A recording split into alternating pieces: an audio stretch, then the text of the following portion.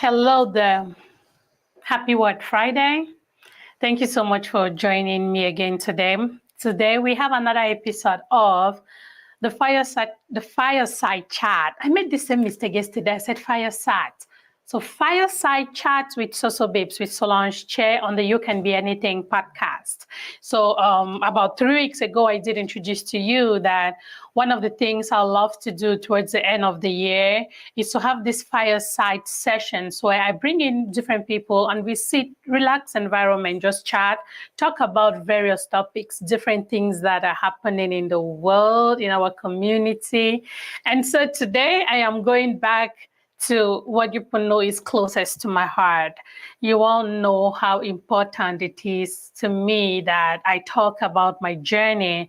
It's how important it is to me when I talk about upskilling and reskilling, right? And so today we'll be talking about women in tech. So Women in Tech is a venture that has been out here for a long time now, for some time now, trying to encourage, the goal is to encourage women, young girls and women, us, right, to venture, to not be scared of the tech industry. It's true that some time ago, it was a little bit of a challenge to find women in some of those. So even though women were developing stuff, you hardly will see them at the forefront, right? So the time has come, or the time came, where we want to be able to encourage women to get more into the tech industry because, man, there's great stuff that is being done by us women in this industry. So in order to have this conversation today, I decided to invite my friend Adeline Fru. Adeline Fru is part of the Think Tech Consulting, and I'll bring her on stage now so we can have a conversation. We look forward to your questions. Remember that this is a live podcast. I might not be able to take all your questions as we discuss, but at the end of the conversation, we'll go back and look at all your questions and make sure that we answer every question. Thank you so much, Adeline, for accepting my invitation. It is an honor to have you here. And hey, girl, welcome to the You Can Be Anything podcast. Wow, thank you so much, Soso Babes. I've always admired what you do. To be in the tech space as a woman is no joke. It's really Yep. challenging because everybody understands that it's a male-dominated field, and for Yep. some of us who have decided to venture, it takes a lot of courage. So hats off to you. I've watched a lot of your podcasts and I see the work that you do in our community, encouraging our women to be able to come in and join us as we continue to pursue this tech industry. So I just wanted to say thank you so much for having me. And I look forward to a really great conversation so we can help our women to be able to look at this in a different lens and not think that, oh, maybe we're only here doing coding, but there are other different opportunities that they can pursue and make good money to be able to support their families. Yes, thank you so much again. I do this with a lot of pleasure. I do this because it is what makes me happy, right? Apart from going a 9 to 5, doing all those tech related things, coming and sitting here and talking to people and having chats with people like you is something that warms my heart. I really do enjoy it. And I do appreciate that you see it and you give me my flowers. Thank you so much. So Exactly. let's talk a little bit about you, Adeline. Please just tell us, for someone that bumps onto my podcast and they were like, okay, Solange was talking about women in tech, and she had a lady called Adeline on the show. If I were to ask you to tell my audience, who would you say Adeline Fru is? Well, thank you. My journey is such a humbling one. I never for one thought I was going to be in tech. Growing up in Cameroon, you know that the dream of every mom is that we become medical doctors. And in my home, just this morning, while I was preparing breakfast for my kids, I was asking one of my sons what they aspire to be in future. And Yes. before they could even answer the question, I said medical doctor. And my son stopped me right there. And he said, why is it that all African moms want their kids to become medical doctors? It's something that is just inborn in our African communities. They always think that if you don't achieve that level of becoming a medical doctor, that means they have not actually uh, maybe Made it. Mm-hmm. made it in life, but that is not true. There are so many different routes that you can take. So I went to University of Boya. I studied economics. So when I had the opportunity to travel here in the United States, my dream was always to become a bank manager, and I pursued that dream. I was very grateful that I came in a little bit younger, and I started my journey as a sales associate.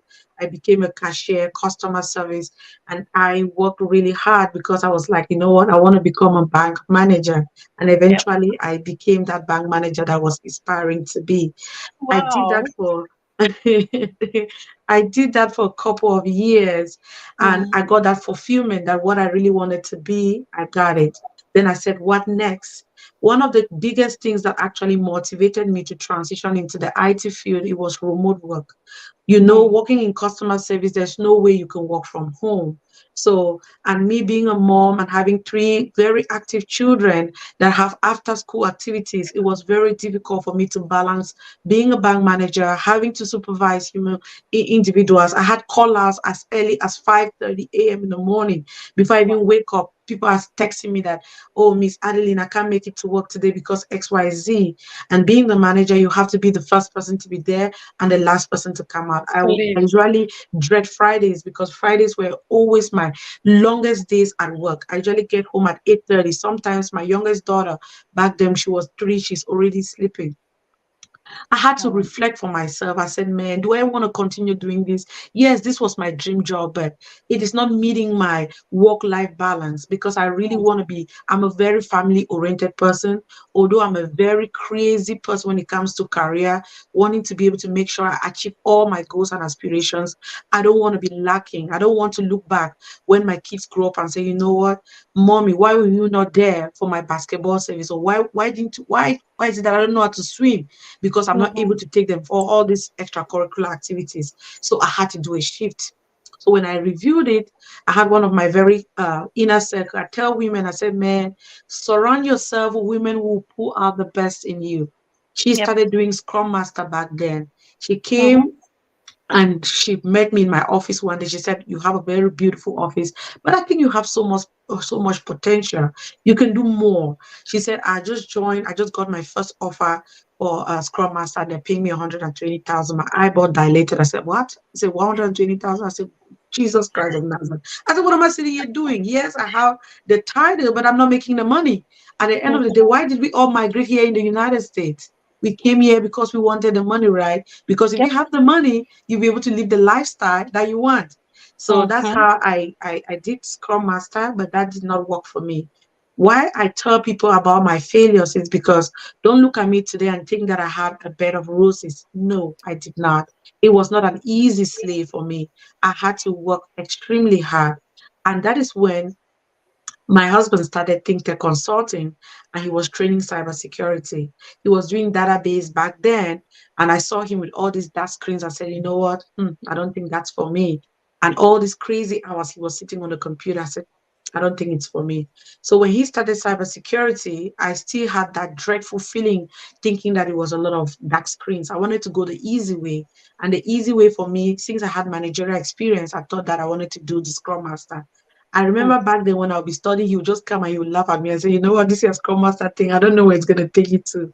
But I was so determined that I wanted to make it so bad to be able to prove him wrong that I want to be a Scrum Master while he stays in cybersecurity.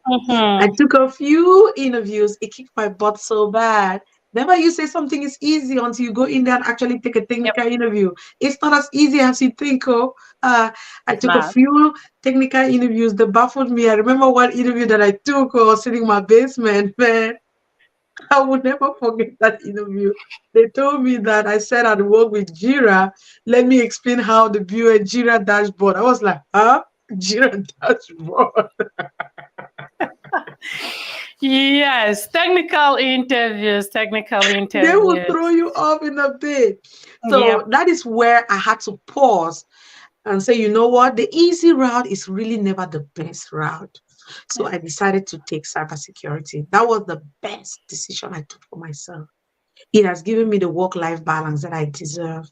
Everybody Mm. look at me and say, you glow. I say, yeah, I glow because I do what I love. Because when Yeah. you do what you love, it comes like a passion. It doesn't feel like work. And that's how I was able to transition my journey from being into the managerial field into cybersecurity. So when I came in, I learned like everybody else. And let me tell you, that experience that I had in the Scrum Master, taking those interviews, they were baffling me. When I Mm. finally finished my SOC training, the very first interview I took, I got an offer. Not because Oh. I really was very talented, but because of the failures that I had. They had built me. Because I remember that position was an engineer, a SOC engineering position. I Mm-hmm. remember my husband telling me that I don't think you'll be able to make it. It's an engineering position. It's your very first interview getting into a new field. I don't think you'll make it. But I actually, the recruiter was calling me back to back. I was so scared. I Mm-hmm. rescheduled that interview the first time. I rescheduled this interview the second time. The third time, the recruiter told me, he said, Afanwi, if you reschedule this interview again, we're just going to take the job to somebody else. I was able to face my fears. It was a face-to-face interview. It's not now that we take interviews, you can hide behind the The computer and do camera. anything. It was a face-to-face interview, so babes. It wasn't easy. I Wow. I finally said, you know what? I woke up that morning. I didn't tell anybody I was going for an interview. I thought I just made like I took off my banking job, and I said, you Mm-hmm. know what? I'm gonna face my fears like fiercely, like nothing else. I drove, went in there. They took my ID. It was a secure location. They took my ID. Most of our jobs, most of our cybersecurity jobs are very secure. They took my Yep. ID and I went in there. Man, God, I made me a network engineer that's been working for 8 freaking years. Yes. See, listen, see, you see this last thing you just said, it takes a lot of confidence. Man, truth be told, we got to do what we got to do, right? And let's just, before you go further, again, I'm going to let you Yes, continue your that's story. fine. Yeah. But before we go further, one thing that I want to reiterate is the fact that you actually started doing something and you felt like it was not working for you. You let go of that and you picked up again, right? When Yes. I talk about things like this, one thing that I always love to mention is the fact that we have to be willing to fail forward. Yes. Dr. Lillian Binglow, I always give you credit for this saying. I know you probably are not the only one that has ever said it or the only one that will ever say it, but the moment, the day you said that, it hit hard. Why? Because I was also in the point where I was experiencing all those blockages. And someone walks up to me and I'm talking to someone on a podcast like this, and they're like, Yes. hey, Solange, remember that in life, you don't, when you fail, don't look at it as a stumbling block. Don't look at it as at some way that you need to stop, right? Look at it as an Yes. opportunity to move on. And that is what you just did. Scrum Master did not work for you. I did Scrum Master as well because we all know that there was that buzz, right, of Yes. Scrum Master. There was a Absolutely. buzz. And a lot Mhm. of people got good jobs. Unfortunately, some of them have lost their jobs. Others, I still know people who are amazing Scrum Masters and doing a great job Good as Scrum job. Masters, right? But the Exactly. truth is that we need a one thing is we take away that scarcity mentality where we feel like, oh, everybody is a Scrum Master, I cannot be one. If it works for you, go and be Bring one. them to the podcast. Okay. Mhm. If it works for you, right, go Yes. ahead and work and be one. You get it? And so I feel like we have to be encouraged to, when we hit roadblocks in life, right, think of it as an opportunity to try something new. And that's based on what you just said, Adeline. That is Yeah. your story.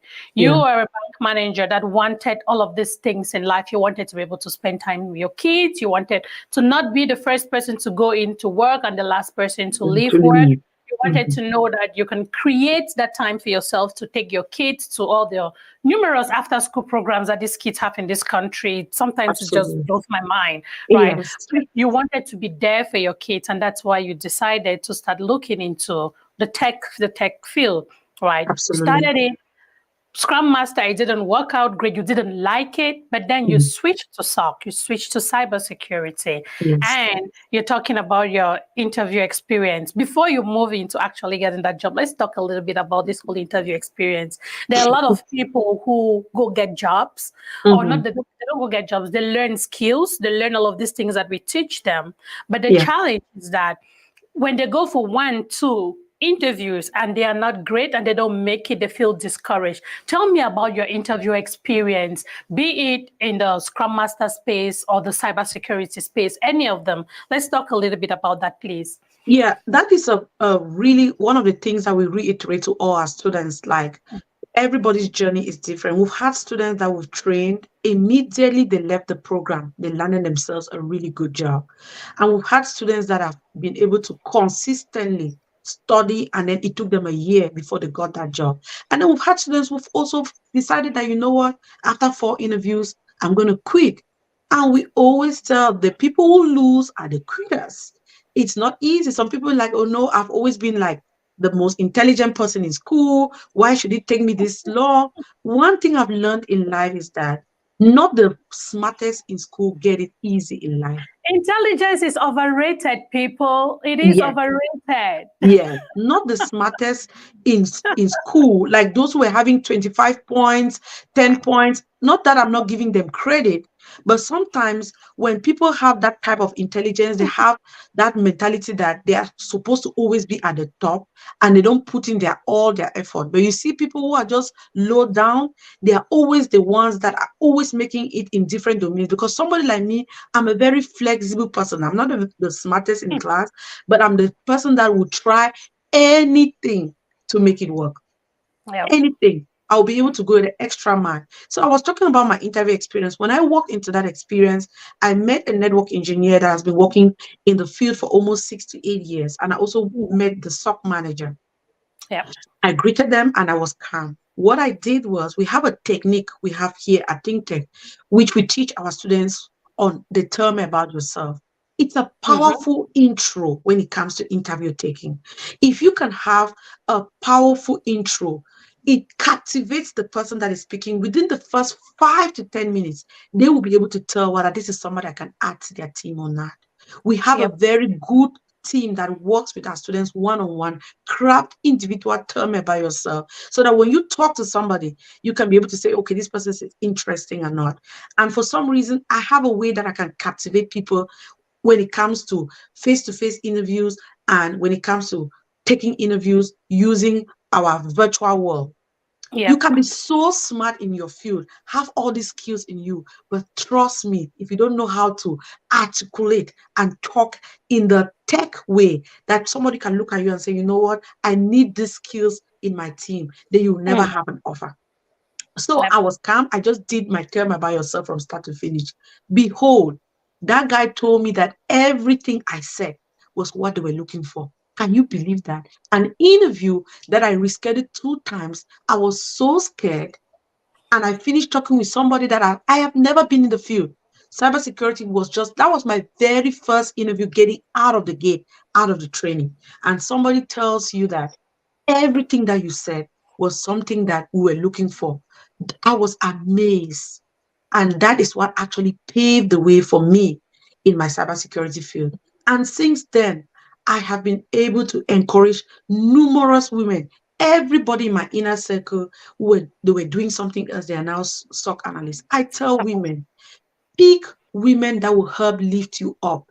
If you are in a circle and they're not sharing skills, they're not sharing things that will lift you up, you are in the wrong circle, baby. If you're in a circle and you don't have people who are challenging you in the right way, like you see them doing things that are moving in a positive way, Yep. trust me, you're in the wrong circle. As we're moving into 2024, my women, look at them. I know that there are so many women group, whether it's able ladies or sisters ladies or sisters. All of those community groups are beautiful. I give credit to women coming together to lift each other up. But make sure that whatever agenda that you guys have, you're genuinely lifting and sharing information. I get mesmerized sometimes that I tell people of all these things that we're doing. And somebody said, I've never seen my flyer. I said, you've never seen my flyer. And this job, this opportunity has helped countable. When I say countable Nigerian I'm more popular in our Nigerian community and even than my own community because they saw the opportunity, they ran with it. We have students attending classes from Nigeria, Germany, Dubai, Kenya, Cameroon, you can name it, because Cybersecurity is a global skill. We are here to encourage women in tech. I'm not only saying about cybersecurity. I did some research Yep. about some different tech fields that our women that are We're paying gonna really. we're gonna get to Okay. some of those recommendations of some of the skills that we'll look at. And Yes. the way I want us to do this, I want us to be able to talk. You're talking about your experience, right? And Mhm. when I personally listen to other people talk, one of Mhm. the things I look for is how do I fit in? How do I? So there is a woman watching us now. And again, we say women in tech. And again, we are not cutting off men, okay? The whole Yes. idea is we want to encourage more women to get into this space. All right. Yes. And so when you hear, when I talk to someone or I'm listening to someone talk, one of the things I want to highlight a little bit, or maybe even have you talk a little bit more on, is that ability to make that decision. Because yes, we talk about it is sweet. Which woman out here, especially you, my married women, which woman doesn't want to have the opportunity to spend more time with their kids? Which Mhm. woman doesn't want to have the time to say, hey, it is let's say maybe it's Saturday. I want to be able to not go into work, or Sunday. I want to be able to work between Monday and Friday and still have time to cook for my family and take care of things. You get it? So I Yes. want you to, what was it? I know you have spoken about it, but I want you to talk back on that. What was the main thing to you, or how did you tackle that fear? Because I bet you that most of our women are scared. Yes. First, some of them are scared of the whole computer thing.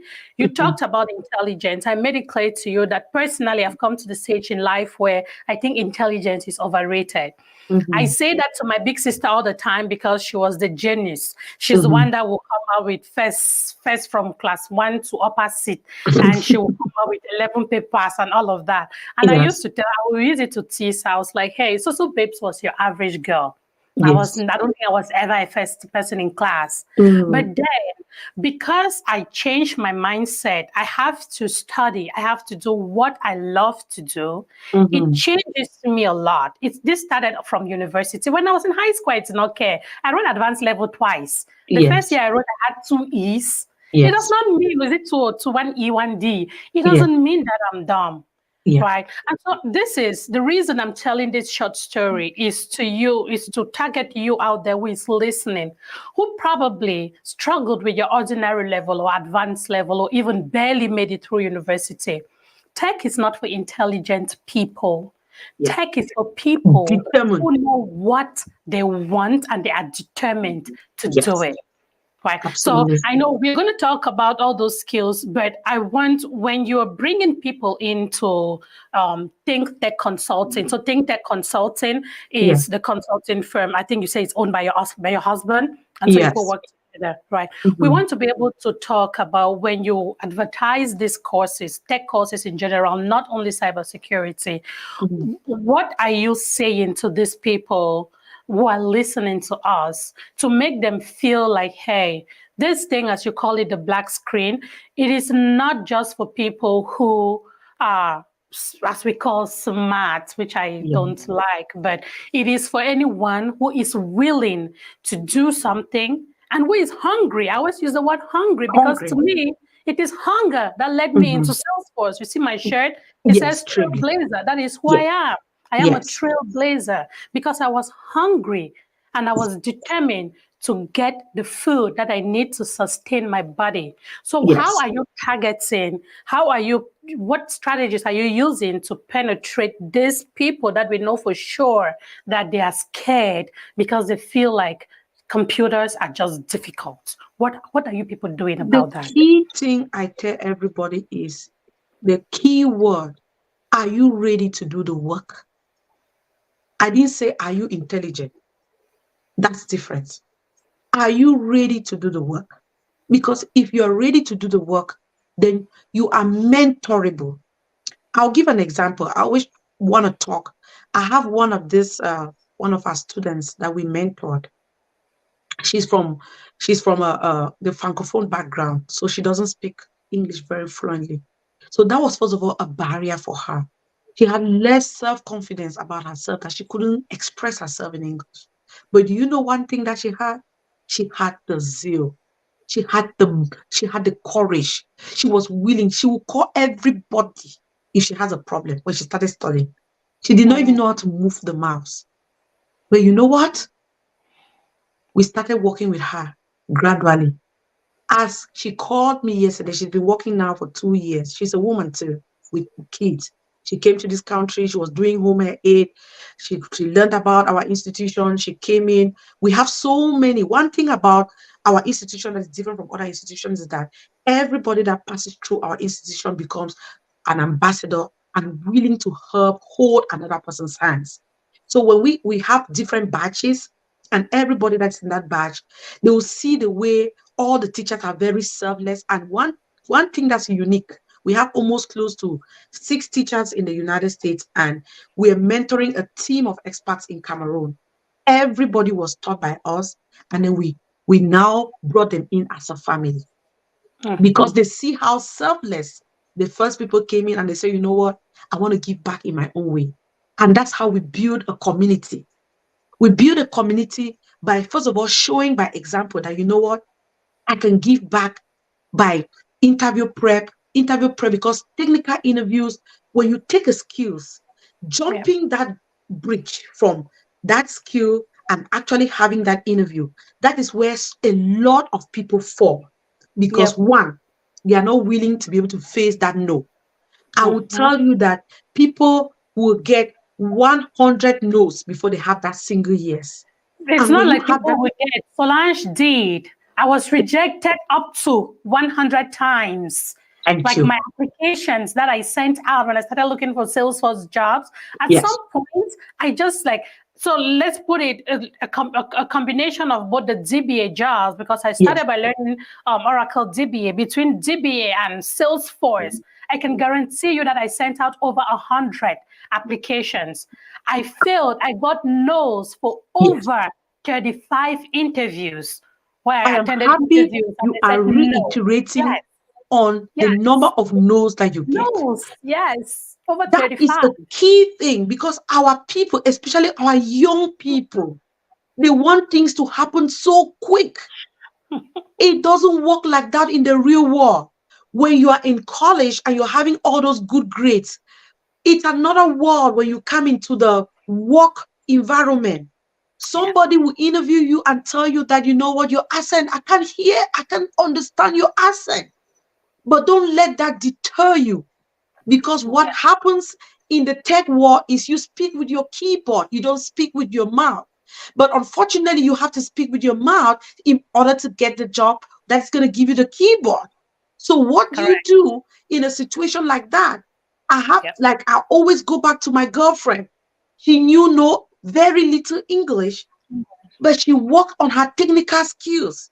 She took the interview, called me yesterday. She was voted top SOC analyst on her in her company after 2 years of working in the field and knowing very little English.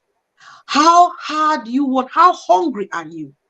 I always tell our students when they're coming into orientation, I say, your what if is gonna pave the way for you to be able to make that end. yep. What is your what if? For me personally, my what if is I needed a remote job so bad so I can have work-life balance. And Mm-hmm. then the money, let me also put the money was also a motivating factor Was because somebody hunger. like me, I like to have a good life. So if you don't have those key things that are driving you on the back, when it becomes tough, you're going to fall back. And I tell Yep. people, how bad do you want it? Because if you go into the healthcare field and you want to become a registered nurse, it will take you 4 years. If you want to become a medical doctor, it's going to take you 7 to 8 years. It's not Mm. an easy process. My younger brother is a medical doctor, so I know how rigorous.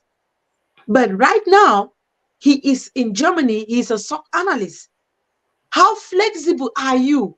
Do you want to say, you know what? I have a doctor in psychologist. It's either I do something in linguistic or nothing. And then you sit there, everybody's calling you dog, but at the end of the day, you can't put food on your table. Yes, it's good for you to have the dog on your title, but at the end of the day, you want to be able to put food on your table and live a comfortable life. I always tell people, street life plus intelligence give you what? The outcome that you want. Because when you have just intelligence, it puts you at this very high horse that you're like, you know what? I'm a medical doctor, I can't do anything else. Or I'm a doctor in physics. What else can I do? Take that your physics knowledge, fuse it into tech, see you trailing and making $230,000 a year. Be flexible in life. If you want to make it and be a go-getter, be somebody that's willing to listen to the people who were last in class, because those people who are last in class are the ones that are trailing now. They're the Because ones that are hungry. because when you are back there, you're like, you know what? How do I come in front? But when you are in front of there, you're already complacent with where you are, right? So when you're up there, look back and see or say, okay, yes, I'm up there. Medical doctors make good money. Great. But what if you're a doctor in psychologist and you're not making good money? What can you do with that knowledge? Look around, get a high-end skills in any other field, fuse it with that doctorate degree, and put food on your table. Yo, yo, isn't that enough to tell you that you really can do it?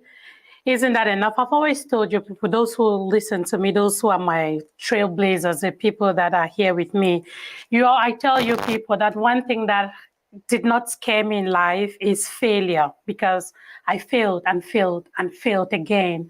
But I did not let failure stop me. And I also heard things like, oh, are you sure you can do that? Oh, that is not for you. Oh, I heard things like that over and over again. But the truth is that I knew what I wanted for myself, right? I knew Exactly. what I wanted. And I don't want you to go around with any level of entitlement. And I talk about entitlement a lot because the reason that some people give up when they start this whole journey is because they expect the employers or the recruiters to give them jobs because they have studied for 2 years. Nobody owes you that, unfortunately. You have to be able to prove that to them. And so I want you to go out there. The reason I'm telling you about how often I got no's between looking for a job as a DBA and as a Salesforce expert is so Exactly. that you know that, hey, not everybody is going to, you might be good, but this person you're talking to, they don't Yeah. just want, you're not just what they're looking for. So Yes. because somebody says no to you, it does not mean that you are not good enough. All right. Absolutely. It could just mean that that is not who they are looking for in that role. You get it? Adeline just explained to us when she had her SOC interview, and when she responded to her "Tell me about yourself" question, it so happened that that is exactly what they were looking for. That is possible. I have somebody that I mentored in the Salesforce space, and within, like, he had 3 interviews. One of those Mhm. interviews offered him a job that paid higher than what I was earning. I It's have people that it's I have mentored and they have it's gone it's up. the field. One of our students makes 190,000. I've never made that. So mentoring somebody doesn't mean that they'll make the same with you. People have to have an open mind. And one thing I tell people, which is very important, especially our young girls now, the internet has made it easy. Back then, when we graduated from UB, I was navigating. I always tell my story. What brought me to the United States was a business card. One of my very good friends, when she got her visa to travel to the United States, my mom made small arrow, small njanga, and said, "Go, your sister is going to America. Go and give her and wish her well." If I did not do that act of kindness, I will not be here today. When I Yeah. went there, I asked her, I said, "My sister, my dream has always been to travel. But I'm from a poor family. I don't even know how to start. How do I do this?" She said, "I saw this school online and I was communicating with them. But my father did most of the communication and he did everything for me. But this is the business card of the lady that owns the school. I took that business card with me." Then she said, when she travels and come here, she will now tell me how I can go about it. You all understand? It's so difficult when you fall bush.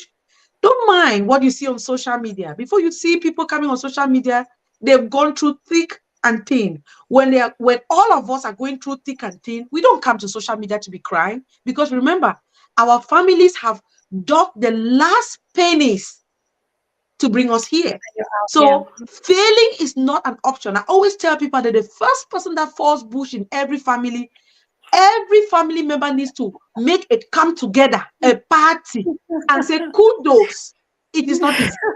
My dear sister, I don't know about you. I was the first person in my family. It is not easy because you have everybody in the family looking up to you. So you cannot fail. There is no room for failure. So what I'm saying is this. The internet has made things even so easy. We have giveaways, which is good because those of us who are here, we are giving away in so many different ways. There are platforms that give away financial. There are platforms that my platform, I started doing giveaways financially. I said, no, that was not the right way for me to impact my community. Me, I'm impacting my community by giving scholarships. That is my own way to be able to help my community. So, and you are giving away using your podcast now to share this information. Every single person in their own niche is using to empower our people, our young people back home. I'm telling them, don't just come on social media and like pictures. I, for one, I just followed one guy this morning, Alika Azake, something like that. He talks a lot of information about just the society. I follow this guy, Aqua, of artificial intelligence, because I want to be able to know a little bit more about artificial intelligence, how this artificial intelligence is going to be able to shift the future in the next 21st century. So although we are already working in our careers, we don't just sit, wrap our hands and say, you know what, I have a paycheck coming. How can you improve yourself? That's why I'm telling our young people, the little data that you get, follow people that's going to impact you. Unfortunately, when you see like you can be podcast, you're sharing all this information, you'll not have a lot of people follow you. But if you have a gossip blog, you have a blog that comes in and say things that are just trending, everybody goes, it's okay. It's okay. And that's why every single person you have to be able to take that opportunity to be able to follow people that are going to inspire you. I just started following one lady yesterday. She had a 3.9 GPA mathematics in University of Boya. You and I understand how UB is. It's not a joke. I started following her on social media. When I looked at her page, that girl had 300 followers. I said, are you freaking kidding me? 300 followers, really? With 10,000 graduates coming out from all the state universities this December. I'm not saying that everybody should follow mathematics, but I'm saying that we as individuals, we have to take advantage of the social media milieu, LinkedIn. There are so many employers looking for talented people. And the way your social media handles, if you're out there talking and you think that you have a corporate job, it's not going to work like that. So our young people need to know that your social media handle reflects who you are. Even when you go for visa interviews now in embassies, they review your social media handle. So I'll just keep it there. Everybody has the yam and the knife to be able to pave whatever journey. There's also another lady that I follow that she posts so many links on different teaching jobs. I always look myself and say, I am not looking for these opportunities, but I'm following all these people. I share it with my cousin in Cameroon. I share it with all these people. I say, what are you guys doing with your data? What are you doing with your data? Why are you not following these opportunities so you can use it to change? We're not only talking about tech. There's so many other opportunities there. You and I, so babes, we did not have it. We paved our own path by word of mouth. But now they have all these things on their fingertips. So they have no reason, absolutely, to fail. Yep, 100%. You see, I'm sitting and I'm looking at you. It's like, okay, I've handed the baton. Somebody is saying just the things that I would talk about every day. So again, it feels beautiful listening to someone speak like you do, right? That's why I'm really happy that you agreed to come to the platform. Yeah. Now, let's switch gears a little bit. Now we've talked on how, hey, you can do this, right? We can all do this. We should be able to dare do the things that we feel like are bigger than us. There is something that I always read. It talks about the brain. We don't use up to, I don't know if it's 10% or 1% of our brain capacity, which means that if you trigger that brain, there is more that this brain can do for you than what it is doing today. All you need to do is teach it what to do. What do you want to learn? Have that zeal, have that motivation. then is to give a blind eye to some of the, again, life will always come with these roadblocks, right? It's normal. But if you know what you want, if you are hungry, if you are hungry, Hungry. I bet that you will go You for do it. anything that you can do to make sure you Yes. have food. That is it, right? And so with this, we're going to, let's transition a little bit. Yes, Solange, yes, Adeline, I am willing to learn something.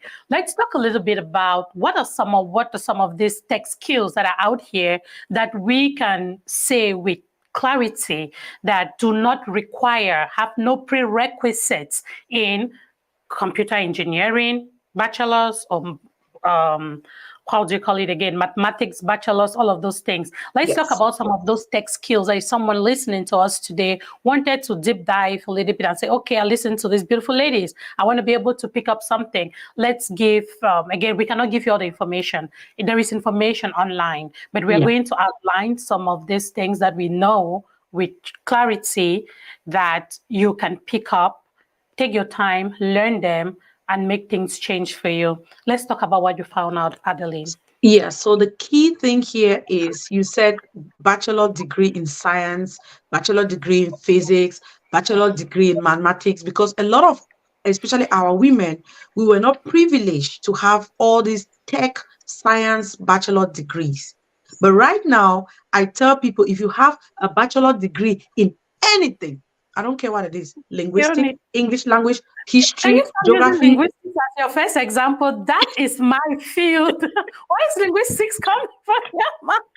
Again and again.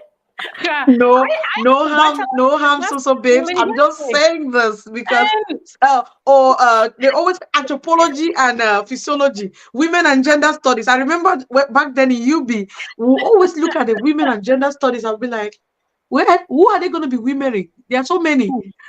What are they going to be doing? But I tell people yeah. that it doesn't matter what degree you have. Mhm. What is most important is your willingness to be able to make a change. But the first one is cybersecurity. A lot of people don't know that cybersecurity is in two areas. We have risk management framework, which is a compliance part of cybersecurity, which a Mhm. lot of people in our community are very, very versatile with that. Mhm. Then you Mhm. have what is called the Security Operations Center Analyst. That's a SOC analyst, which is a tech part. But when I talk about the tech part, you really do not have any dark screens because I know a lot of people run away from dark skills. Let me break those two career paths down a little bit. When you talk about a SOC analyst, when we train you to become a SOC analyst, what we're doing is we're teaching you overall how computers communicate together when they are connected in World Wide Web, right? We are talking about you coming on this platform now, so babes. Somebody, this StreamYard is being owned by an organization, and they have to be able to put some control measures to make sure that data is being secured. The key Yep. thing about cybersecurity is about making sure that data is secure because data, apart from human talent in any organization, which is the top. The second thing that every organization makes sure that they're secure is their data, because data can be used in various methods. It can be used for financial gain, it can be used for blackmail, it can be used for so many different things. So when you have a particular business idea and you Mhm. put it on a Word document, you generate it into Express sheets. All of that data, that is key information about yourself that you're putting on a computer. We as cybersecurity analysts, we want to make sure that we secure that information so that nobody that doesn't have the authorization can be able to have access. And that's where we have what's called least privileges. And that's why in an organization, you will see that there are some people that there's a need to know. That means if you don't have the right privileges, you cannot open the spreadsheet. That's why when we are sending a spreadsheet across the network, we make sure we encrypt it and then we send a separate email with a password so that only people who have the need to know and the privileges to that information, they can be able to access that data. It's very important because Yep. if somebody who does not have the privileges have that data, they will not know the importance of the data. They will spill it out into social media, and then somebody who is a competitor can pick it up from there and hit all hell. We also have what's called the dark web. The dark web is where all of these threat actors, Believe it or not, the dark web, the hackers, is the third largest economy in the world. But nobody wants to talk Ethical about that because hacking. because when you say it, you're encouraging the young people to want to go to the dark web instead of coming to the wide web. Let me put Oh, it that way.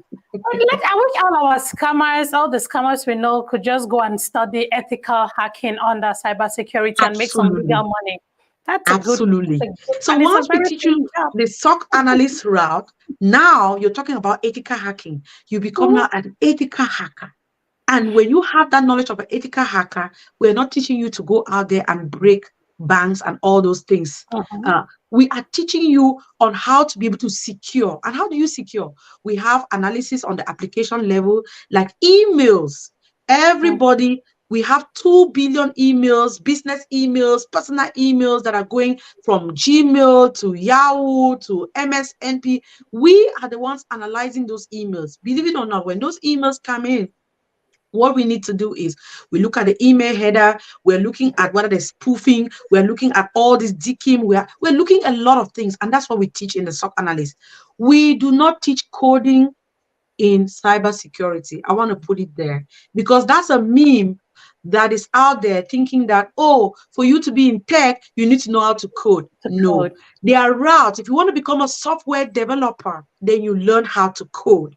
If you are in the cybersecurity field, you don't need to know how to code. What we teach in our classes, just to give our students a boost in the field, is that we teach them what's called basic SQL, the SQL SQL. language, so that you can use the command line. You can be able to check on a host. You can be able to check on to create a folder on the back end, not using the front end. So it has nothing to do with the dark screen. We only do application. So if you can read and write, have advanced level or more, you can definitely become a cybersecurity analyst. The Yep. next one right there is Scrum Master. If you know that you're a leader, you have good communication skills, then Scrum Master pays very good money. You can become a project manager. You have agile skills. That is another field that you want, because we have so many talented women. They're like women who did language arts. They can speak very well. When you come in now without fluent journalism and mass communication, right? When you come in with a very fluent background where you can communicate effectively, and that leadership skills, we will now fuse the tech in you, because you'll be managing tech guys, but your Mhm, communication skills is still very top notch in a field like that, and they pay yep. really good money. Data science, if you're somebody who has good statistics knowledge, we have some women that are fantastic statisticians. If you have skills, you're a statistician, you have done financial management, then data analytics is a field that you definitely want to look into it, because the average salary there is 120,000. Then let's shift gears into artificial intelligence. Mhm, Artificial intelligence is coming up very, very strong. Very, very strong. I, for one, am very curious about artificial intelligence. I'm looking for tools. One thing about artificial intelligence is, if you're somebody that gets yourself in a field like that right now, that means you're in front. You will not be somebody who can mentor and teach other people to get in that field. I always give kudos. I just got a guy on social media, acquire something. He's spilling a lot of good things on artificial intelligence. But I want to say this about artificial intelligence: it will not replace your critical thinking skills, because artificial intelligence is a bulk of data that's inside a database that everybody has put inside. Your critical thinking ability has to still come up, because what you give in is what it gives out to you. So if you yep. don't give in the right information in there into ChatGPT, it will not be able to give you out. So this artificial intelligence is just there to be able to guide us, to be able to get those critical thinking skills and push it to that next level. There's Gemini. You can be able to do CVE on artificial intelligence. You can create your own podcasts using artificial intelligence. You can do a lot. It's very versatile, but your critical thinking skills still is very vital. I want to put it out there. What do you have to say about the whole scare of artificial intelligence has come to take away our jobs? What's your thought on that? No, I don't think so. I don't think that, because artificial intelligence, as I say, critical thinking is still a vital human part that even scientists are still thinking a way they can use that I don't think they are yet there. Artificial intelligence will never take away our jobs. It's a way that it only comes to enhance our skills. And because if you have all those artificial intelligence tools and you don't know how to use it, then you will not be able to get anything out of it. So these tools are out there right now. So us as humans, we still have to use our cognitive knowledge to be able to see how we can be able to get as much information from out there that it can help us in every different field, whether you're a buyer and seller. The good thing about artificial intelligence is because you can use it in any field across the board. You just know how to use it. A buyer and seller woman, I tell people, you have 10 women selling gari, but there's one woman that always sells her own gari first. You always ask yourself, why is it that Mami Peter sells her own gari faster than every other person? Her customer skills. Artificial intelligence cannot replace customer skills. Yep, the human interaction will not replace, artificial intelligence will not take that. The way we use all of those tools is what is going to pivot us to the future, but our human abilities will still stay. And that is what is very important about it. And so your takeaway should be artificial intelligence will not take your job. AI will not take your job. People who have the same level of skill with you, are the same skill level with you, but who use AI tools will take your jobs. Yes. Okay. That is the great way to summarize it. So everybody, I tell everybody now that I don't care what domain you find yourself, take advantage of AI. It's the future. Take advantage of it. There are so many tools. Google is coming out with their own tools. I know Microsoft will probably have their own tools out there. They have different names, but it's still serving the same purpose. Pick what works fit for you and then work with it based on your domain. If you're a fashion designer, artificial intelligence will probably craft you some really baddest designs out there that you can now use your creative ideas, bring it to life, use your ambassadors, showcase your skills. I tell people all the time, if you are a makeup artist, you use some of those skill set and then you put it out there. There is no skills absolutely right now that will not put food on your table. But your ability to be able to showcase yourself to the public is going to make people attracted to you to be able to say, you know what, I want to go to Soleil Noir, I want to go to this person to be able to get a dress, because everybody, your critical thinking ability still has a huge role to play when it comes to artificial intelligence. Yep, 100%. And as you're just saying that, something went through my mind and it kind of deleted the whole artificial intelligence thing, being able to know what to put in it, right? Tell it what you want it to do and it will do it for you. Then you can now use it to meet your specific need. You get it? So it is important that we at least make an effort. I keep telling this when I do Salesforce. I talk to my Salesforce students. I'm like, hey, some of them are a little challenged by the fact that I'm introducing artificial intelligence to the Salesforce course. But the reason I say again and again is because someone like me who has been in the field, I use artificial intelligence at work. I write prompts like, hey, consider that you are a Salesforce expert and you want to be able to build a flow that will automatically update this field on every record. And it brings it to me, right? So if I am already in the field and I'm using it, I look at it as, if you are a starter, if you are a newbie and you have the opportunity to learn these things, please pick them up and run with them. Because the way this thing is working today, we don't have any guarantee that in the next 3, 4, 5, 10 years, it's going to be a free tool as it is today. It is mostly a free tool. You talked about Google. Google has BAP. BAP is amazing. Microsoft Bing is there for generative AI. You get it? So we need to be able to use these things. They are there. They are free. Make use of them. Be curious. Ask questions. If you're not sure, Google it. If you don't know how to create a ChatGPT account, go to YouTube. Put it in YouTube. How do I create a ChatGPT account for myself? There are tutorials on there that will guide you on how to create one for yourself.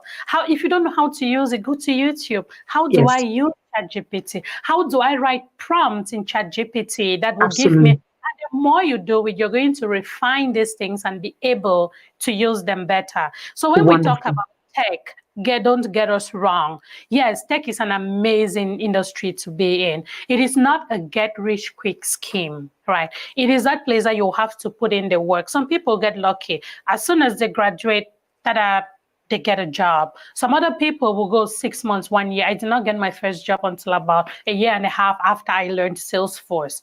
Yeah. Some other person, I just told you about one of my mentees who Mm-hmm. within 2 months had a job Got a with job. a huge consulting firm in Washington, D.C., was making $120 on his first Salesforce job, Wow. almost $50 more than what I was making on my Wow. first job, Yeah. $50,000 more Yeah. than what I was making at my own first job. So Absolutely. when you go into these things, have an open mind, be willing to Put listen, in the ask work. questions, Just be okay, willing put to in put in the the work, work. right? And let's do these things. So actually, this is a conversation I wanted to have with Adeline. And again, I do apologize if I do not take questions. It's just because this is also a podcast and we get people that listen to it only on podcast platforms. So I Mm. love to have the conversation. Then now I'm opening this up. I'm opening this up to questions. I'm going to look in the chat and see what questions we have in there. And Adeline, if there is anything else you love to talk about, please go ahead and talk about it. While we'll look for I'll look for some questions that might have come in while we're chatting. Okay, great. Thank you so, babes. I think this was a very, very educative talk that my goal has always been to empower and encourage all my little sisters back home to not give up. I know with the crisis going on, especially in the Northwest and Southwest region right now, I tell people, I've seen people who never even thought that they will even go to Yaoundé, but they are now living their dreams. Never you limit yourself and say, oh, my mom is a farmer, my father is a fisher. What I would rather hear from you is that I am doing all those things. I'm looking for this opportunity. Once the opportunity is there, just imagine that we have a young girl that has a visa and comes on social media and say, my brothers and sisters, I've had a visa to come study XYZ in the United States. I don't have a place to stay. I don't have flight money. Do you think our community is going to allow that young girl to stay in Cameroon? They'll take care of it. No. One Our person is just going to community will pull take care of up. it. I know our people, they will They'll pull up. I know raw mama will be like, are you kidding me? A girl child not having this. I follow all our platforms. We are so much passionate about helping our brothers and sisters all over Cameroon, not just the Northwest and Southwest region. But it begins with you as an individual as with a your mindset. person. What are you willing to do? Never you sit back and say, you know what? I have nobody. Use the little resources that you have. Push yourself. Get mentors under your belt that can direct you to where you want to go. Use the ability of the data that you have to be able to research and follow. Giveaway, it's good. But if you're using giveaway just to use it for that moment, then it's not going to help you. Use whatever giveaway money financially you're getting from any platform. Start a small business. Use it to pay for a skill, pay for braiding, pay for fashion design, pay for anything. I, for one, I don't know how to braid. But when I came here, I said, oh my God, that was one of the skills that had I known, I would have learned it. Because my daughters right now, my son laughs at me all the time. I even gave up. I was like, you know what, man, I can't know anything. I don't even know how to braid. The least braid, I can't do it. I tried YouTube, it didn't work for me. I accepted my fate. I said, you know what, apparently you cannot braid.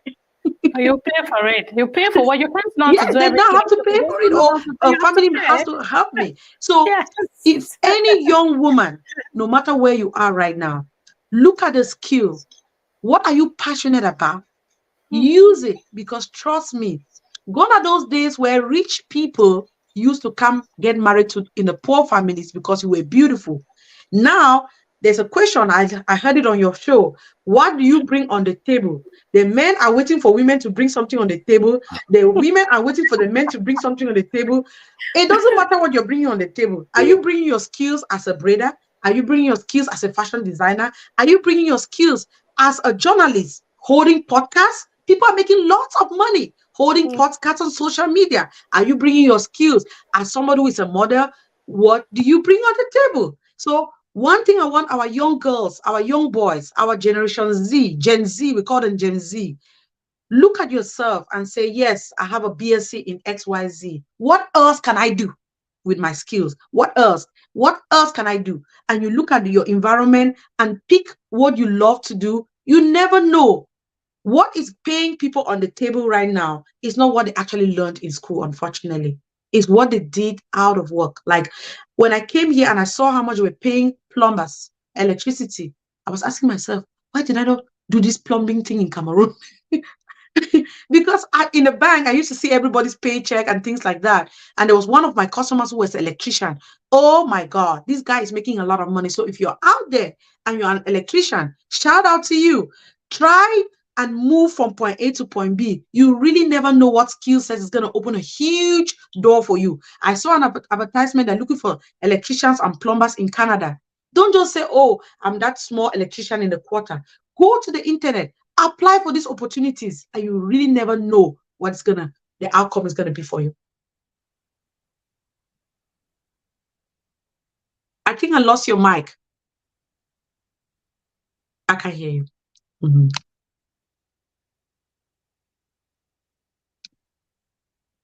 Mm-hmm. Mm-hmm. Yeah, I lost your mic I can't hear you. No. Mm-mm.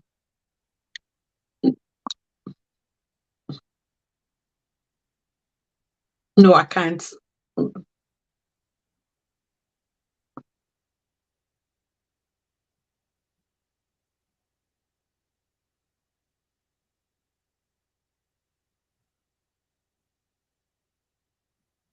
Mm-hmm. I can't hear you.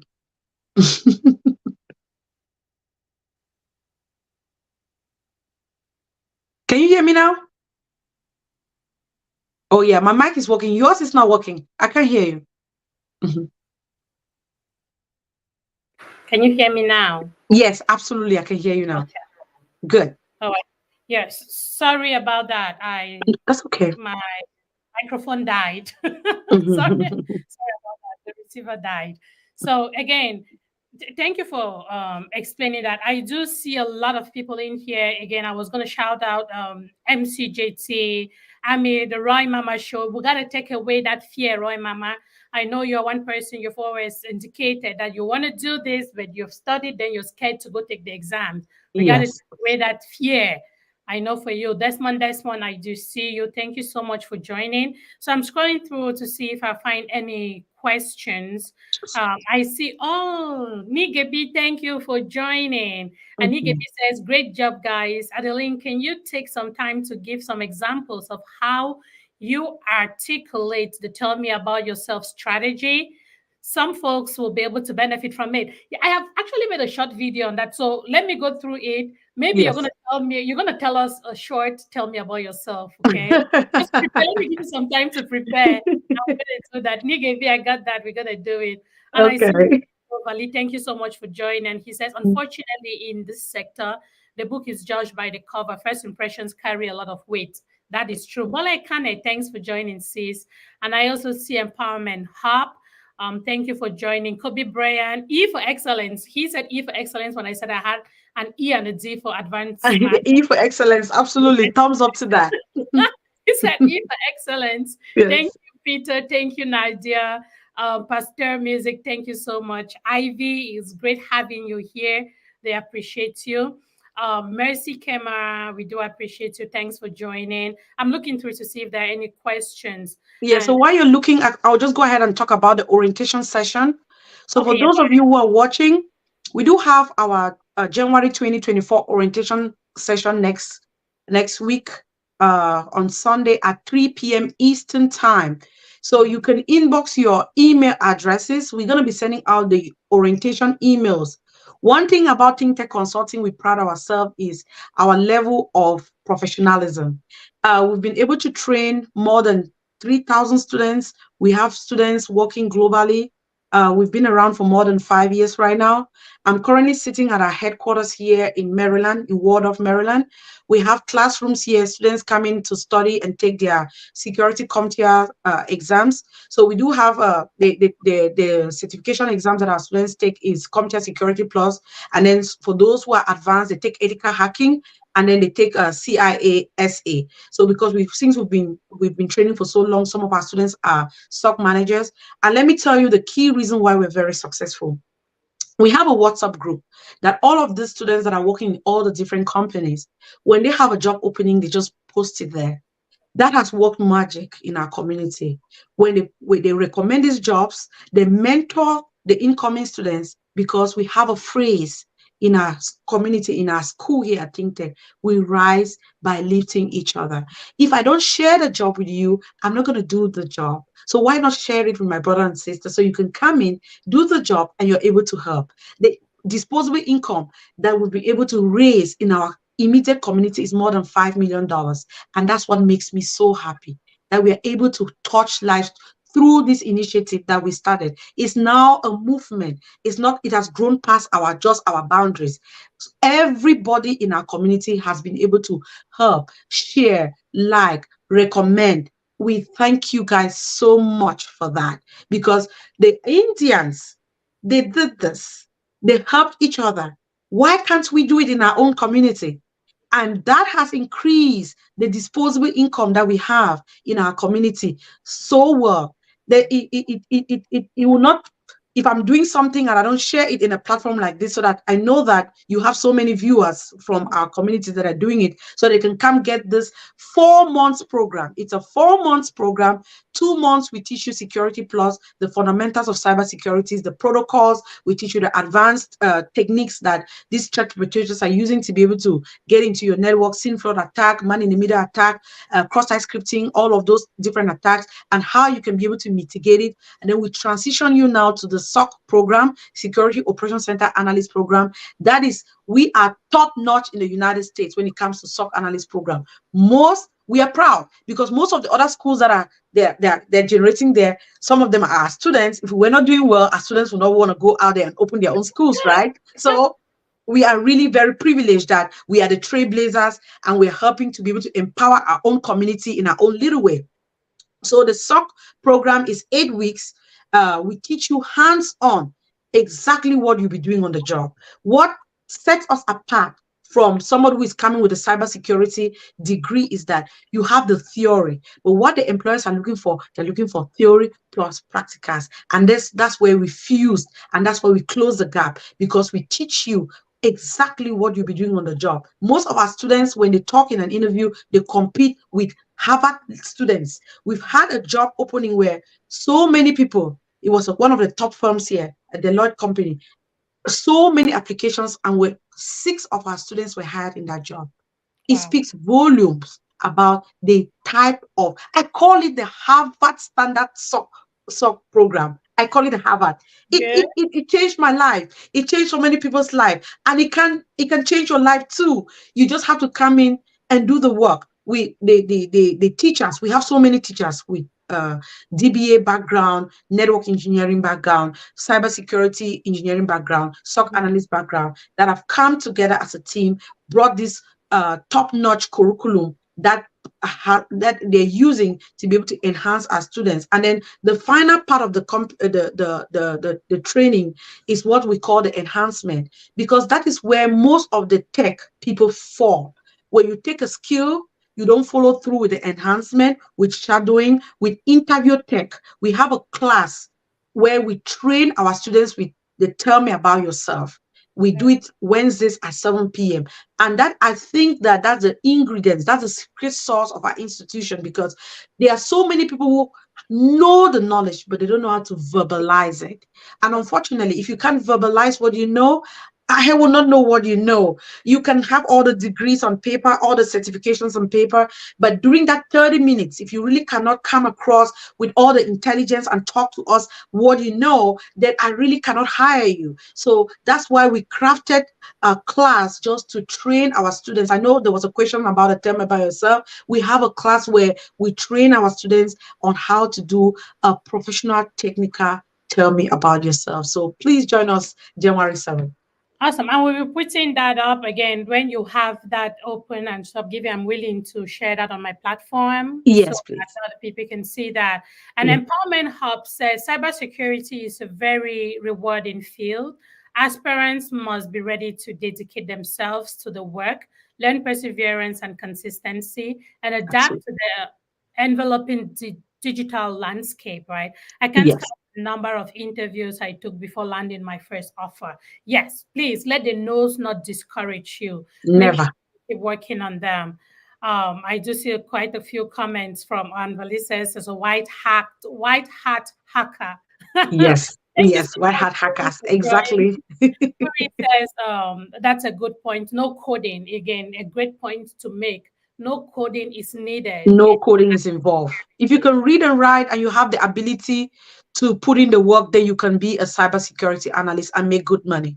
Yep, thank you, Anita. And I also see this comment that I have made again and again. This is from my brother, Vali. He says, if you want to be relevant forever, study Python and SQL. Thank me later. You people hear this thing that says SQL? Yes. SQL, when I hear Adeline talking about SQL, I'm like, okay, she's how do you call Stock it? analyst. Some analysts, right? Cybersecurity, they're doing SQL. And I'm Yeah. like, hey, I learned SQL when I was doing database administration. Okay, Yes. I have a friend that is a data scientist and he's Talking talking about about SQL. SQL. I am a Mhm. Salesforce expert. I use SQL in You my use class last SQL. night. It I cut was across. I was writing a select statement for my Yeah. student class because we wanted to update some data. SQL cuts across, right? Across. I don't And know, we have a class on Fridays. That's but one of the classes. We teach basic SQL because, like, some of the SIM tools that are coming out now powerfully, Microsoft SIM tools, there are some when you're doing your investigation, you get to some point, you want to do a get statement, you want to pull browser history, you have to write a simple SQL language to pull that data from the system. And that's why we decided to incorporate that in our curriculum so that our students are not completely like blank when it comes to the SQL language. So we do, and then another big tool that we teach is Splunk. Splunk is one of the biggest data repository tool that most organizations use here in globally, and that is why we also teach that. We install that. One thing that we do that is very, very important is that we work our students to install the Splunk on their own personal machines, and then we teach them how to create the queries, and we teach them how to explain the queries, because once the engineers, they now configure all of that data to pass through the Splunk before going to all the other tools. You as an individual, just like we were talking about artificial intelligence, what query that you write is what information is going to give back to you. So we also teach our students that, and then I think that has actually added more flesh in our curriculum to make our students more competitive out there in yep. the tech industry. You can never take sequel away. Never. That's one thing for sure that I have, like in my own experience, see how it cuts across different industries or Yes, different fields in the tech world, and it is amazing. It works yes, magic. And I do see absolutely. Eyes the Ooze. Thank you so much for joining as well. She says AI has a bunch of tools that need humans to put them into different pipelines. Yes, of course. Absolutely. AI will not take your jobs. People who No. know how to use AI tools will take your Yes, job. So you learn how to do it if you want to keep your job. Lumpetra, thank absolutely. you for joining. And Lumpetra says it is still a challenge to be able to pick which skill to learn in the tech ecosystem, right? Yeah. Again, I know that you did talk about this, but for someone who is actually struggling, I know what they mean because I did too, right? I did database administration, I did Scrum Master, and finally ended up with Salesforce. Some people have Mhm. a lot more. And again, it took me some level of, I don't know if it is that thing they call luck because it was kind of preparation and opportunity when That I meets. stumbled on Mhm. Salesforce that I decided to say, hey, I love a lot of these other things, but Salesforce is my niche. This is what I want to do. And to people listening here, just so a few questions come up about, hey, I am really interested in IT, but I do not know how to go about it. And Lumsonita has also said it's also a challenge to be able to pick which skill to learn in the tech world. What do you have to say about that? I don't know how else you can break it down. That will, Yeah. but again, what do you have to say about What I that? would say in regards to that is look at yourself, because you have SAP FICO and ACP. That's what I did that. As I told you guys from the beginning, is I'm a very versatile person. I like to learn a lot. So when I see an opportunity, I don't just give up. So I did SAP at some point when I visited Europe. My elder sister was doing fantastic, doing SAP Okay. sales distribution and FICO. When I came back, I kind of did that a little bit, but I wasn't successful in getting a job. That didn't stop me either.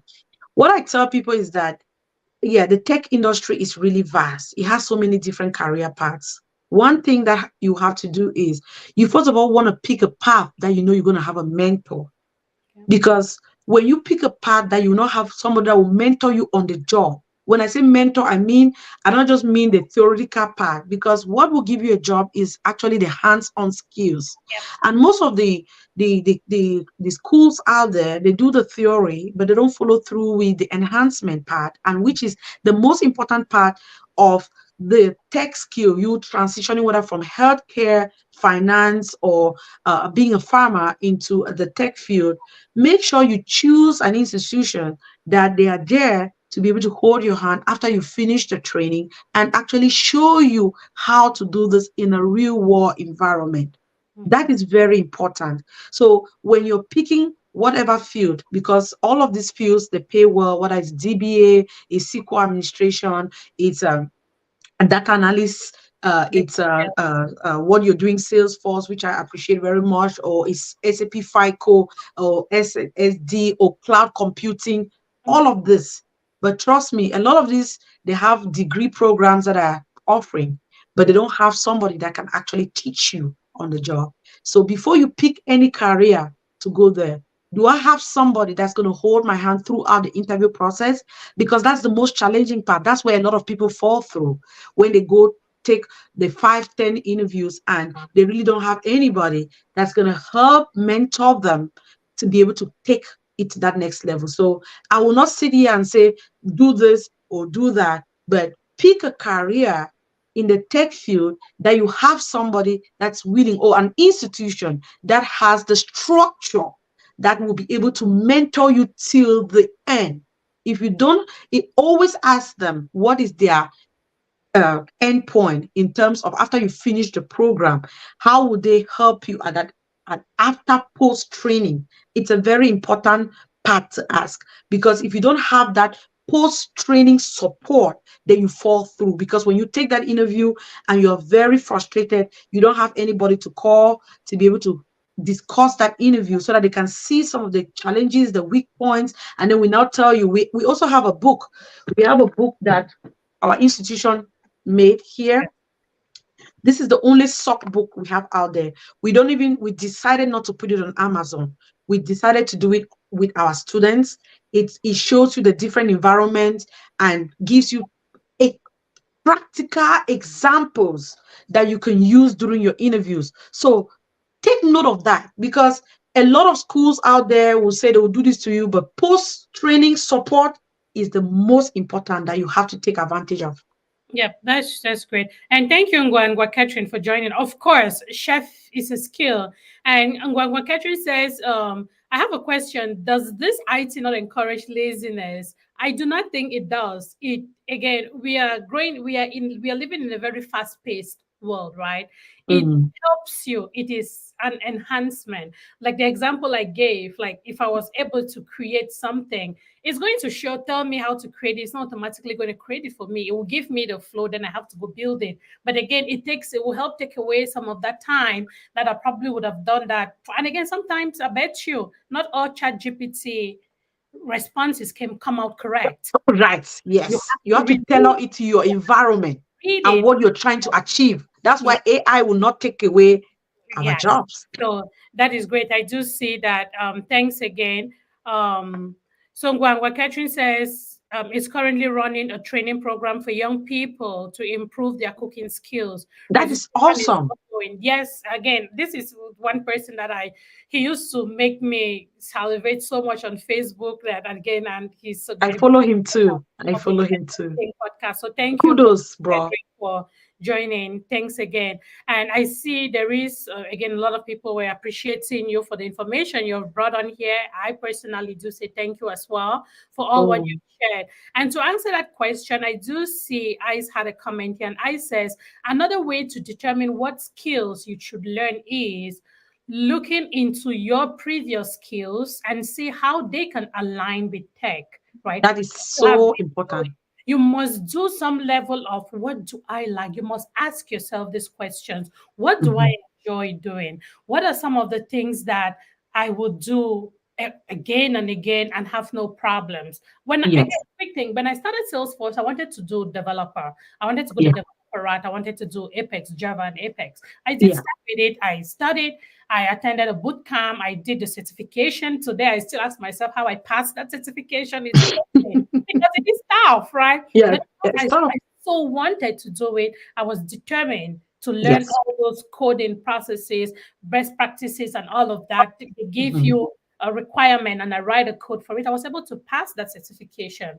But a Yes. year into, like almost 6 months, I was like, nah, I don't think I want to sit and write code all day. I want to be able to talk to people. I want to be able to talk to clients, hear what they want to use Salesforce for. Then I take their requirements and I configure their Salesforce platforms. I wanted my role to be a little bit more engaging. Engaging. So this is just to Mhm. tell you that you need to be able to look at yourself. What do you like doing? When you are able to place a finger on some of the things that you love to do, then go Yes. out there, look for the things that are in tech, find an alignment, right? Because I Yeah. cannot come and sit here and tell you that go and do Salesforce. I have No, people it to will do not work. Salesforce Like I before. also mentioned the journalism and mass communication. They are Yes, very fluent in talking. they're good Scrum talkers. Master might be an option for them because they can talk and communicate and do all the agile things that they can do. You just have to come in now and they'll mentor you and give you that technical skill. So everybody has to look at themselves and see, like Ace rightly said, Mhm. what previous skills do I have and Yep. how do I use those previous skills and enhance these new skills and then upskill my skills and make Mm. more money. Yep. So this is something, and she continues to say, I am a trained, okay, I train teachers. So I brought my teaching skills into becoming a tech trainer, right? So she is a tech trainer. And again, Wow. she is a tech trainer. This is somebody that did education, teacher. So she's trained to be a teacher. She was trained to be a teacher in Cameroon, right? Mm. And this is a skill. Teaching is a skill. Let me tell you for something. A few days ago, no, like a week ago, I was talking to the CEO of my company, and he's a little bit worried about, hey, Solange, you're a senior consultant. Why is it that you're not going in for the Salesforce architect? I am an application architect, but I don't have Mm-hmm. architect current role, right? And Yeah. so he's like, okay, people want to do these things, people want to become solution architects and all of that. And I told this guy, again, amazing company I work for, and I told him there is something within me about teaching, right? Yes. When I did linguistics, my goal in life was to be able to lecture in universities across the world and do research. That is Wow. why I did hours in the process of doing a PhD. And my PhD actually went in for 2 years. Again, I did not make it through, so I am not Dr. Chair. But Yeah. again, I put in the work for the field, right? So Yes. I wanted to become a teacher so bad, right? And so today I teach Salesforce. I have taught Salesforce for free multiple times, Wow. right? And I tell my CEO, I'm like, hey, Mm. there is something about teaching that I That really, gives you, it's like, hey, we can actually come up with a role for you in a company that will create that opportunity for you to do what you love. So why yeah, am I sharing this with your people? It is for you to know that your skills, the skills you have, you are able to use transferable skills in the tech world. The skills that absolutely. you already have, this is what we are calling transferable skills. You can use these skills in tech. Absolutely. One of the things that is big now is this whole change management. Adeline is talking to us about SOC analysis and all of them, talking to you about Salesforce. People Yeah. implement these things in companies that have 2,000, 5,000, 8,000 employees. These people need to learn how to use these new softwares. Who are the people Yes. that are doing stuff like this? These are people that we call change management. Management. People who don't necessarily know how to build what I build at work, but I Yes. empower them to take what I have built and go And the users, right? Exactly. I'm just telling you people that there are skills you have that you can use. If you know that you are able to speak, you are able to express yourself. Let's say you've been a teacher before in Cameroon, because that used to be one of the most popular professions in Cameroon, Absolutely. right? Going to ENS Bambili. You're a trained teacher in Cameroon, you find yourself in the US, look at these opportunities. Look at this trend. You don't need to learn how to build. Let me use the example I'm comfortable. You don't need to learn how to configure Salesforce or to write code or stuff like that. All you Mhm. need to do is be able to teach, to train people. And how do you do it? I, the person that builds it, I give you the information that you need to train the And then next. you go and train. You put the information in a learnable, or how do you put, you arrange a curriculum in a way that Yes, it's easy to grasp. Then you train other people that will work for these companies that are implementing these softwares. So absolutely. please do not shut yourself down. There is a lot out here that we can do. We just need to be open-minded. We need to do some research. Use your chat GPT, use your Google. Yeah. Again, just ask these questions. Go on learning platforms like Udemy. Just even on YouTube, just go ask, what is a SOC analyst? What is the life of a SOC analyst? Look at it, Hmm. be able to tell if this is something you love to You, do. you want to Right? do. There are Hmm. a million, how do you put, called orientations out here. I had a Salesforce orientation not too long ago. Ice the Ooze, she did have a Salesforce, an AWS orientation Yes, not so long ago. This is the absolutely. same thing that Adeline is organizing for Yeah. come. Go into Free. such spaces for free. Hmm. And listen. How you will know if this is for you or not. Yes, I want you to come follow my page on Facebook, but I want you to come follow my page on Facebook after you have been able to find what you like. Then you come and you can contribute. Come and be my guest. Let's Yes. talk about how your journey was. Let's not spend all our time on social media only on the things that do not really matter. Okay. It's okay to go out there and have fun, but be able to use some of that data to do something productive for yourself. Attend these Absolutely. webinars, attend these orientation sessions. That is how you'll be able to pick what you like. Then you can hone on it and become, and now attend the class. Most of the Yes. orientation classes are free. Free. Yes, absolutely. If you can attend anyone that comes up, attend it. Then you can sit back now and And do, reflect. is this working for me? Thank you, Kobe Bryant. Testing and quality. This is something that testing and quality assurance. You don't need technical skills to do these jobs, but these Yeah. are jobs that are highly paid in the tech industry, right? Yes. The people who build these things, they need other people to come and test these QAs. So there is a lot out here that Yeah. we Quality can do. assurance. Hmm. Please, there is a lot. Do not limit yourself. Okay. Mm. So Adeline, I'm going to give you back the mic. I just want you to reiterate, talk again, just give a summary of the training that is coming up with your with Think Tech. I know we Mm. spoke about it, but let's close it up with that so that I don't see any more questions. Questions. Okay. Alrighty. So I just want to take this opportunity to first of all thank all our viewers, all the comments. It means that the topic is very engaging because sometimes you'll be online and talking. And so babes, I want to really give you a shout out because I remember when I started doing this live shows, and I'll go back and I look and I see very little engagement, and I'll be like, is it really worth my time? Even with two people, But I go.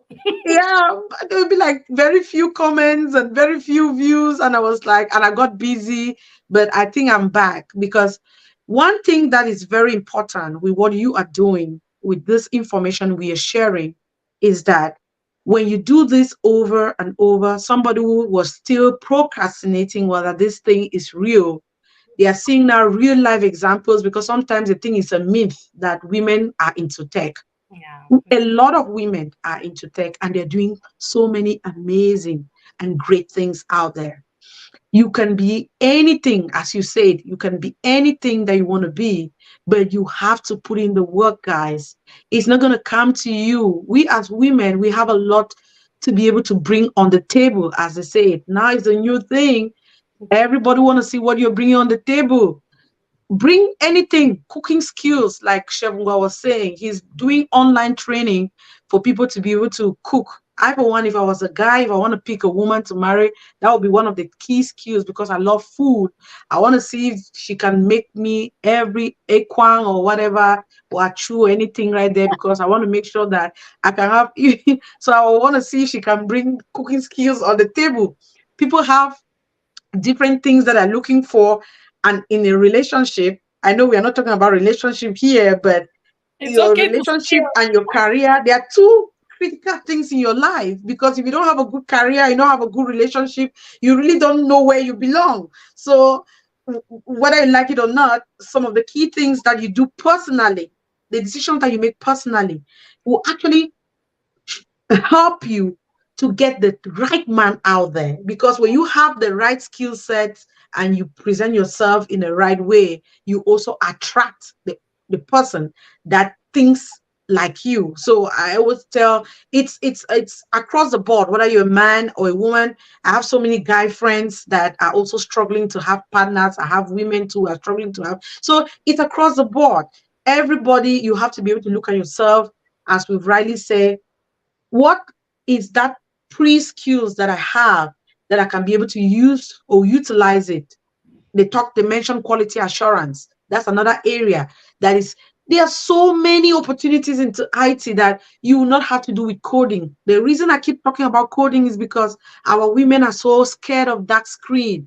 But if you just take the time, I was scared too. I was very scared, but I had to beat my fear.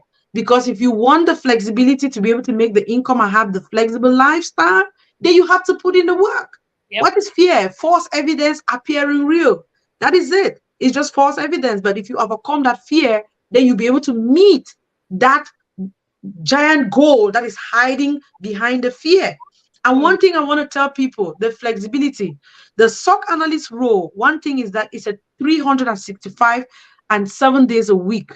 It's a flexible role. We have students that have multiple jobs. So if you're looking for a quick, make it legal money, then this is something you want to do. We are not a 9 to 5 focused job. We have people working night, we have working mid shift, working. It's just like a healthcare job. That's why we've been able to transition so many pharmacies, nurses. They'll come 4 months because they're already in the science field. They pick it so quick, and then they still maintain their healthcare jobs, and then they do sock on the side, and then just make good There is money. no time that security goes to sleep, right? So there's Yes. people So working. our nurses, when they do the program, they become SOC analysts in the hospitals. Those who are in the financial field, they now become DBA. And then the key thing, once you take the program, you become a data loss prevention analyst. A data loss prevention analyst, what you're doing basically is all the data that's leaving the internal network to the external network, you make sure that it's authorized. You're also making sure that all the people who are receiving that particular information, they're authorized to get it. That's data loss. You become a threat hunter. Threat hunter is, you're just like an Uber driver. You're in the network, scouting the network to see if there's any malicious activity going on. And then you identify all the IOCs, and then you mitigate it. And then you become a cybersecurity analyst. You do a little bit of both. And then you become a SOC analyst. A SOC analyst more focused on incident response, like the alerts are coming in either through the service now or inbox or wherever. Maybe somebody will call you and say they had this pop-up on their machine and they think that the pop-up is malicious. Then you, as a SOC analyst, you create a ticket, investigate it, and then you close it. I don't want to go too technical, but everything else, we are working on applications. No dark screens, please. No dark screens. So women, men, everybody, come join our free orientation session next week. Get to know a little bit more about the technical side of cybersecurity. We do not teach the compliance side, but that's a good field too. It pays good money. So you might be able to do your own personal research and see which schools offer risk management framework so that you can do that. But we have been able to transition a lot of those who are doing risk management framework to the SOC side because it's more flexible, because risk management framework is mostly 9 to 5. But as I said, with SOC analysts, if you want to work night shift, if you're a night B, you want to work night shift, you want morning shift, mid shift, it's very flexible and you can make as much income as you want depending on your abilities. That's amazing. Thank you. I see my brother Chera. Thanks for joining. And he says one thing women should know is that if you are a black lady in the tech world, some companies will like to keep you even for, yeah, again, I had that noted down. the whole Yes. point of diversity and inclusion, right? That's one small advantage that we have in Yeah. this space, because Mhm. companies will hire you just because you are Black I've and you. had that too. I've been on a project where I was representing my company and Mhm. working directly with the chief information officer in New York. And I know I was part of that panel because they didn't want just, you White understand. people. Yeah. So Absolutely. That's how we th- can use this our skin to our own advantage. There is nothing absolutely. gentle about what the world is, but when Yeah. you have the opportunity to use Diversity now is something. So, and this is our time. If when they see we're emphasizing on women because it's a male dominated field. So it's not like we're keeping our men out. Most of our men there just come in and get it done. But our women, it's a male dominated field. We want to put that myth out there that, oh, it's only men who can do it. When you speak eloquently, technically in an interview and a woman, trust me, and you had three males that were competing for the same position, in most cases they'll always give the offer to the woman. Look, men are important. Then thank you again. I see you, positive mind, Charles. He says make a choice and take the chances in order to make a change. Yep, I do agree. Absolutely. And Auntie B, thank you. And they're asking, hey, how do we register? Especially again, I think this has to do with what you said, right? The program that is coming up. And think Tech Consulting is their page on Facebook. So you want Yes. to be able to follow their page in order to see all the updates. So And think, anybody that is interested, yeah, if you can go to our Think Tech page and then inbox us your email, because we'll be sending out the free orientation, Zoom link, and everything you need to know about that orientation next. We're gonna do that this weekend. So please just go follow us on Think Tech Consulting. We share a lot of educative information on cybersecurity on that page, yeah. and we have the guy that manages that page. We train him. He is stationed in Bamenda, Norwest region. I'm really proud of what he has become, his journey. He came from an background, but today he's a cybersecurity analyst. Thanks to the training that we've been able to mentor him, he's the one managing that page. So please go there and send us your information and just say you got this from you can from Social Babes page, Yeah. so that we can always give her credit from all the leads that are coming through our page. So thank you so much, my sister. We what we are doing to our community is something that it's applaudable, and I really thank you. I know it's your week off. You're supposed to be on vacation, maybe somewhere in an island, but we are sitting here talking. You mean in my office? Yes. So this is my vacation. And hey, big shout out to my boy, my star boy, Kobe Bryant. If you're looking at the comment section, I just pinned my wallet there. Kobe Bryant is a Bitcoin guru, right? And he's one person that is encouraging, like, hey, we can do stars. So this is somebody I knew you're probably gonna send me stars whenever he feels like what I've said makes sense, then he washes me with stars. But this time around, Kobe Bryant doesn't give me stars. He sends me Bitcoin. So he did ask Wow. me to Mm, pin my wallet. So if you're watching, you'll definitely see my wallet is pinned in the comment section. And thank you wow. again for my Bitcoin. And yeah, Wow. change. We have to be flexible. We need to be able to Connecting with people with all of these things. Yeah. And again, Brian, thank you so much. And I see Emmy Matt has sent a link in the comment as well for the Mhm. register for ThinkTech Consulting. So if you Yeah. want to be able to attend the free orientation, please kindly click on that link, register, and get some more information on this. Man, this is good knowledge. This is what we want to hear. This is something that I wish I heard this 8 years ago when I was still struggling to decide on what I wanted to do. Let's take Yeah. advantage of the of the knowledge that our people are willing to give us for free. Take advantage of this and let's build a community that is firm, a community where everyone is succeeding. Right. Yeah. And I think that that's one of our dreams. If we can be in a community where everyone has something to do, again, we delete that scarcity mentality, because the truth is, I can only do so much in my space. If Yeah. there is any other thing that someone else can do, why not bring them in to do it? But before you bring them in to do that, someone needs to be qualified, right? So please do your research, spend the time to do the work, study. All right. This is Yes. my podcast, Adeline. Before we kick off, there is one thing that you have to do. And Okay. this is I give you my imaginary mic for you to stand on this podium, the podium that way you speak on this podium, everybody in the world hears you. You've been on the You Can Be Anything podcast today. If there is something that you had the opportunity to speak out to the world, what would be that thing that you would tell everyone that cares to listen? Never give up.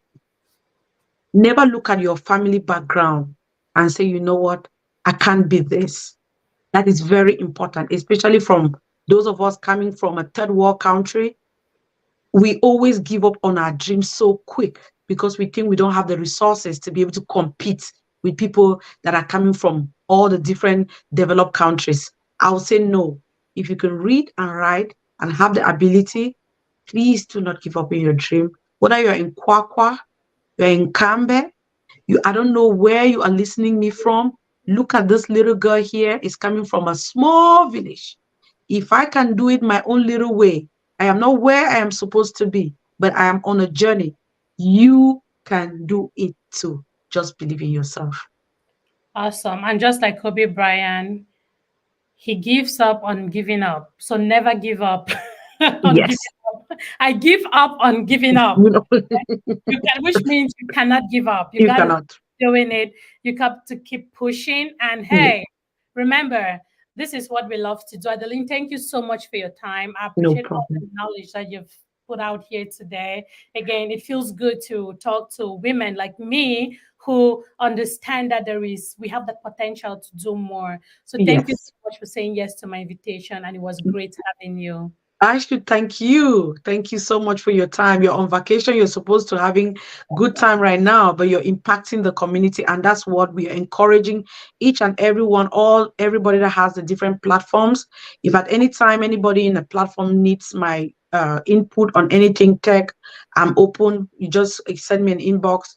We have to be able to encourage our little ones back there to know that they too can do it and do it better than us. We're Yeah. just playing our And own then little role we're at gonna this be point. coming back here sometime. But Yes. guarantee probably gonna be having you again sometime to talk about other things in the tech space. No Okay. problem. Absolutely. Have a great Yeah. day. Have a great day. Take care. Thank you so much. Sure.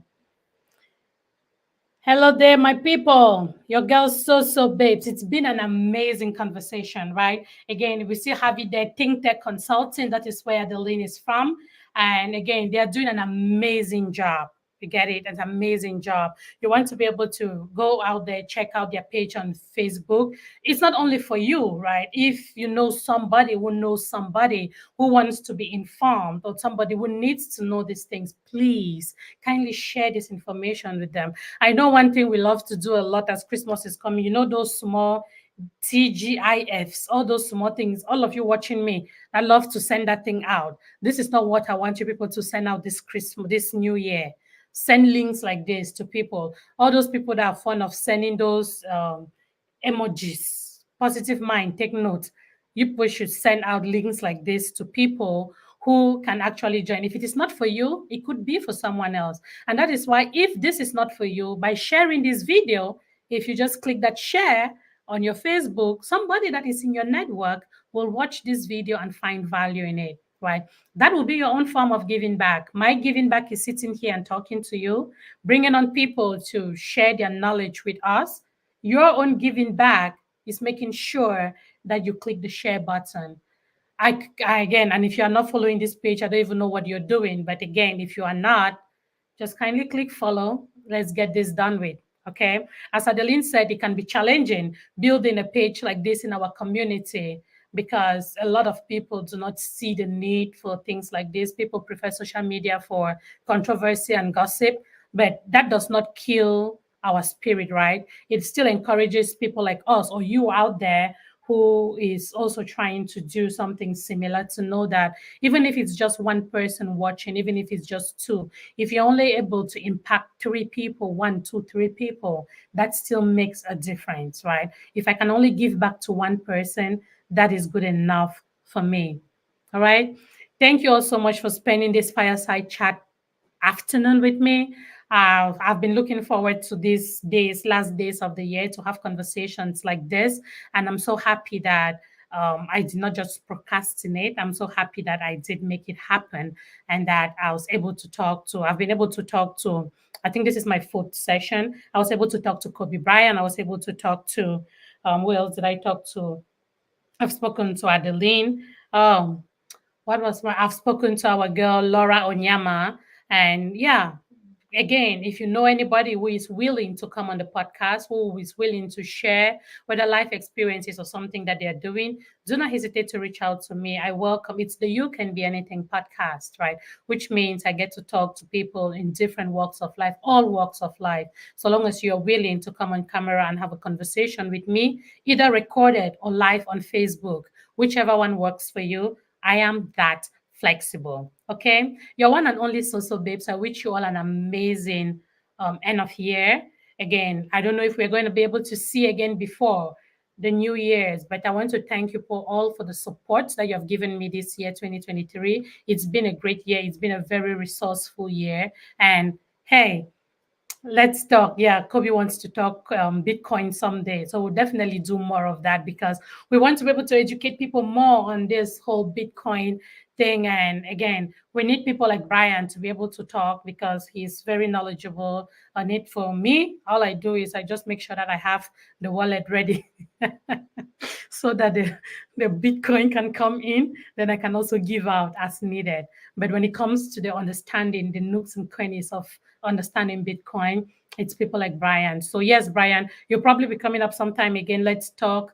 Let's break down Bitcoin to the lay person so that anybody that listens to that chat will be able to actually understand what it is we're talking about. So thank you again so much. And hey, you know what I say all the time? Be good to each other and be kind because one single act of kindness goes a really long way. Thanks again and bye bye. Your girl, so babes. Tschüss.